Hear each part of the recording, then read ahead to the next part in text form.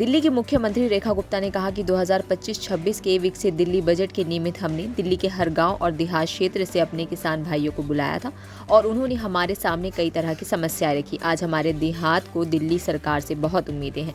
Budget 2025-26 विकसित Delhi budget के निमित्त हमने दिल्ली के कोने कोने से गांव देहात के अपने किसान भाइयों को यहां बुलाया था और अनेकों प्रकार की समस्याएं उन्होंने हमारे सामने रखी, अपने सुझाव रखे और ये ध्यान में आया कि पिछले कई सालों से कहें तो पिछले 15-20 सालों से किसी भी प्रकार का गांव देहात के लिए कोई काम हुआ ही नहीं है। आज हमारे देहात को दिल्ली सरकार से अनेकों उम्मीदें हैं और मैं उन्हें ये विश्वास दिला करके यहाँ खड़ी हूँ कि जितनी भी सुझाव, जितनी भी समस्याएं उन्होंने हमारे समक्ष रखी है, दिल्ली सरकार के समक्ष रखी है, एक एक समस्या को समाधान मिलेगा, क्योंकि अब वो सरकारें नहीं हैं जो केवल दोषारोपण करती थी। आज डबल इंजन की सरकार है। केंद्र सरकार और दिल्ली सरकार मिलकर के किसान भाइयों की प्रत्येक समस्या का समाधान करेगी और दिल्ली देहात को खुशहाल करेगी। प्रधानमंत्री नरेंद्र मोदी अगले महीने की शुरुआत यानी अप्रैल में आधिकारिक यात्रा पर श्रीलंका जाएंगे। पीएम का ये दौरा दोनों देशों के रिश्तों को मजबूती देने, द्विपक्षीय सहयोग बढ़ाने और महत्वपूर्ण मुद्दों पर बातचीत करने के लिहाज से अहम माना जा रहा है। यात्रा के दौरान पीएम नरेंद्र मोदी श्रीलंका सरकार के साथ द्विपक्षीय मुद्दों पर भी चर्चा करेंगे। कर्नाटक कैबिनेट ने Karnataka transparency in public procurement act में संशोधन को मंजूरी दे दी है। एजेंसी के मुताबिक इस कानून में संशोधन करके ठेके में मुसलमान ठेकेदारों को 4% का आरक्षण दिया जाएगा।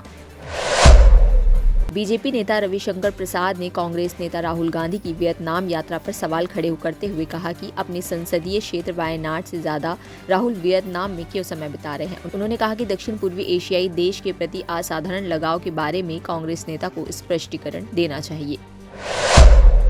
पंजाब में शिक्षा विभाग का एक और बैच फिनलैंड भेजा गया है। इस बैच में 72 शिक्षकों का फिनलैंड के लिए रवाना किया गया है। इन शिक्षकों की 17 मार्च से 28 मार्च तक फिनलैंड में ट्रेनिंग होगी। पंजाब सरकार का उद्देश्य शिक्षकों को अंतर्राष्ट्रीय स्तर की ट्रेनिंग देना, शिक्षा के स्तर को ऊंचा उठाना है।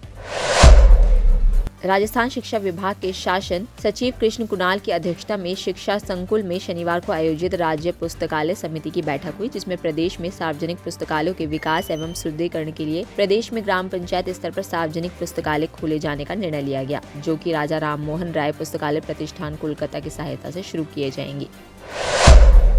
दिल्ली के सीएम रेखा गुप्ता ने पीडब्ल्यूडी मंत्री प्रवेश वर्मा को अपना भाई कहा। यह बात उन्होंने शनिवार को पूर्व सीएम डॉक्टर साहिब सिंह वर्मा की जयंती पर उन्हें श्रद्धांजलि देते हुए कही।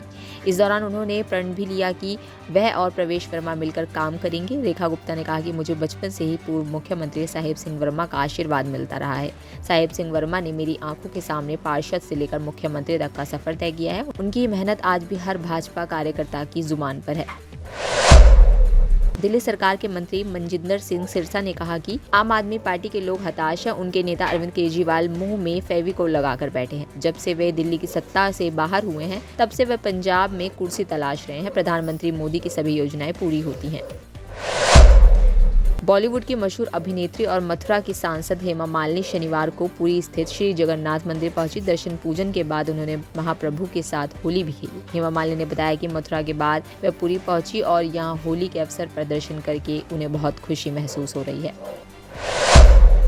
केंद्रीय पेंशन लेखा कार्यालय यानी कि CPAO ने एनपीएस पेंशनर्स को समय पर पेंशन सुनिश्चित करने के लिए नए दिशा निर्देश जारी किए हैं। रिपोर्ट्स के अनुसार CPAO के कुछ कार्यालय अब भी गलत तरीके से काम कर रहे हैं, जिनसे पेंशन में देरी हो रही है और पेंशन प्रक्रिया में शामिल सभी अधिकारी OPS यानी कि ओल्ड पेंशन सिस्टम के लिए निर्धारित प्रक्रियाओं का ही पालन करें। इसी तरह की और तमाम जानकारी के लिए आप बने रहिए द फ्रीडम न्यूज के साथ।